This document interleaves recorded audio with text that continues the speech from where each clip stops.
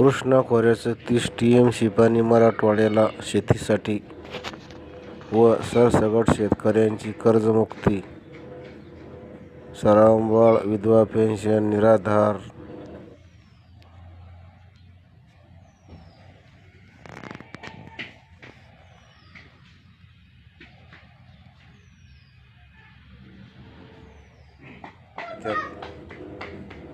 अवश्य पाहिजे.